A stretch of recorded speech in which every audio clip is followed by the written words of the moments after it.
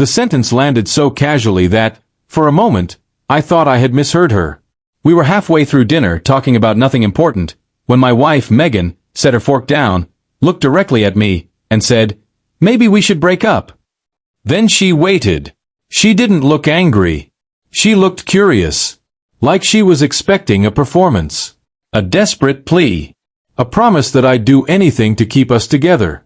Instead, I quietly folded my napkin, placed it beside my plate, and met her eyes. 4 calm words left my mouth before I had time to second-guess them. "If that's your decision." Her expression changed immediately. The confidence disappeared, replaced by confusion. She blinked twice and laughed nervously. "Ryan, I was kidding. I didn't argue. I didn't raise my voice." But something inside me had already become very, very quiet. For the rest of dinner, Megan kept trying to pull the conversation back to normal. She joked about work, asked whether we should watch a movie later, and even reached across the table to hold my hand. I smiled politely, but I couldn't ignore what had just happened. It wasn't the suggestion of ending the marriage that hurt the most. It was realizing she viewed my love as something to measure through emotional pressure. As we drove home, she finally admitted the truth. "I just wanted to see if you'd fight for me," she said with a nervous laugh. I kept my eyes on the road. "And what if I had begged?" I asked. She shrugged. "Then I'd know you really cared." I nodded once. "Or you'd know I was afraid of losing you." The difference between those two ideas hung in the silence all the way home. That night, after Megan fell asleep, I sat alone on the back porch thinking about the last 5 years. Her comment at dinner wasn't the first test. There had been fake social media posts to see if I would get jealous, ignored phone calls to see how many times I'd ring back, and made up stories about male coworkers to watch my reaction. I had laughed most of them off because I believed every relationship had its quirks.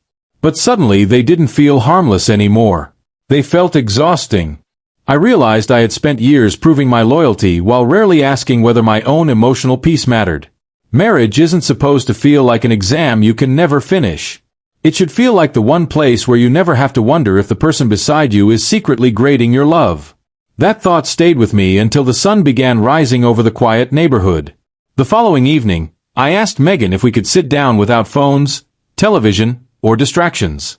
She smiled, clearly expecting flowers, an apology, or some grand declaration proving her little experiment had worked.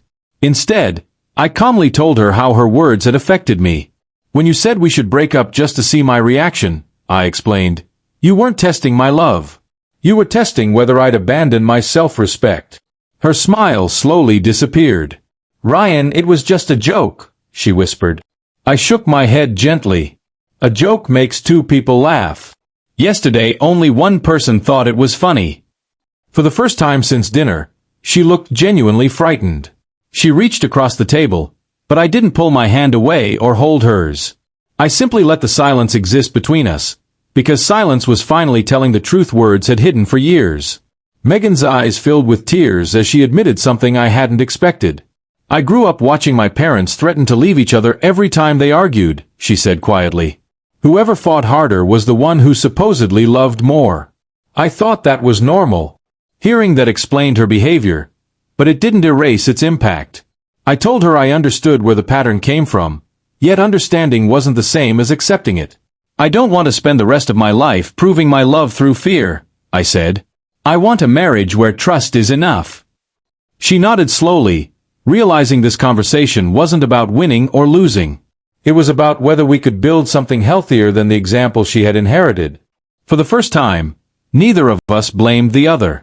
We simply acknowledged that our relationship had reached a crossroads neither of us could ignore. Over the next several weeks, we tried to repair what had been damaged. We attended counseling, set healthier boundaries, and promised to communicate directly instead of creating emotional tests. Some days felt hopeful. Others reminded us how deeply old habits can take root.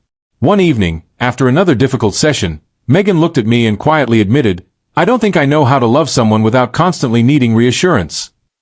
I appreciated her honesty because it was the first time she wasn't asking me to prove anything.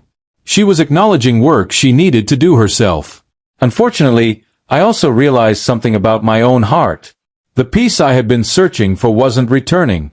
Every conversation still carried the weight of wondering when the next test would come. Trust, once shaken repeatedly, doesn't always recover simply because both people want it to.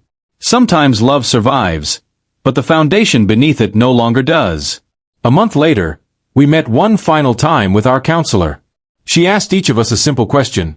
If nothing changed from this point forward, would you be happy living this way 5 years from now?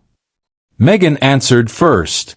Through tears, she admitted she still felt the urge to seek reassurance in unhealthy ways, even though she knew it wasn't fair.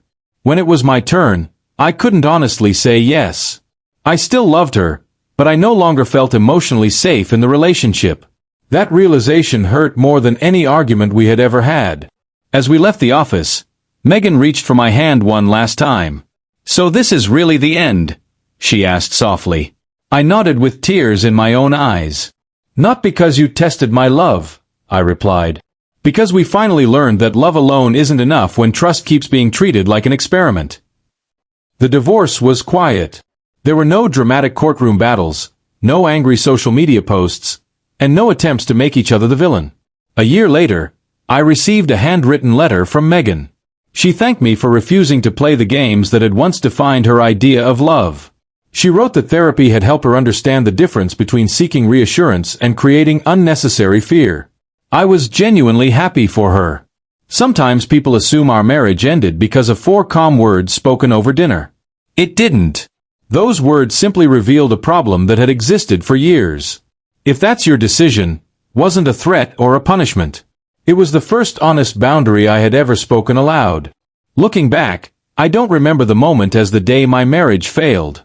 I remember it as the day both of us finally stopped pretending that love could survive without trust, respect, and emotional honesty.